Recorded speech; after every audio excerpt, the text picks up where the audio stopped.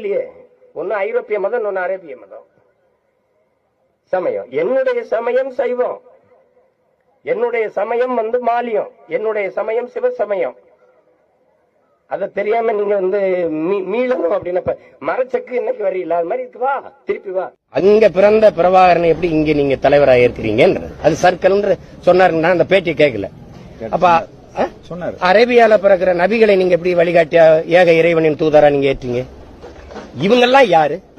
இவங்கெல்லாம் யாரோ? இதுல என்னன்னு கேட்டீங்கன்னா, 2000 வருஷமா பைபிள் இருக்கிறதா வச்சுக்க, 1100 வருஷமா குரான் திருக்குறானா இருக்கிறத வச்சுக்க.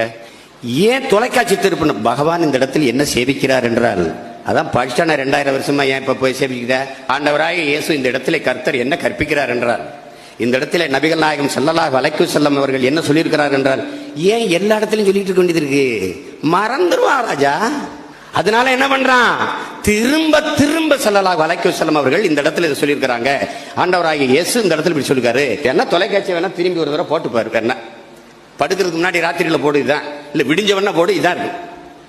இஸ்லாமிய பெருமக்களே, சீமான் உங்களுக்கு எதிரி, அவ்வளவுதானே? ஆமா, எதிரி.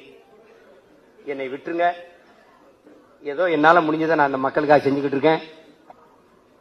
நீங்க உங்களுக்கு முடிஞ்சதை செய்யுங்க. ஐயா ஸ்டாலினை, அவர் மகனை தொடர்ச்சியா பதவியில் இருக்கிற மாதிரி பாத்துக்கிறீங்க. அது உங்க பிறவி கடமை. நாம நினைச்சுக்கிட்டு இருக்கோம் இஸ்லாத்து கிறிஸ்தவத்தை ஏற்றுவது தேவனின் பிள்ளைகள்னு. அது சாத்தானின் குழந்தைகளா மாறி பல ஆண்டுகள் ஆயிடுச்சு. இது எங்கிட்டு இருக்குது?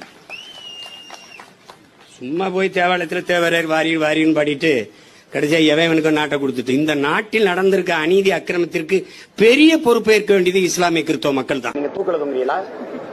தூக்கல தொங்குறீங்களா? விஷம் குடிக்கிறீங்களா? அப்புறம் முதல்ல நீங்க வாங்க தம்பிங்க, நீங்க எந்த எந்த இதெல்லாம் வேலை செய்யுங்க?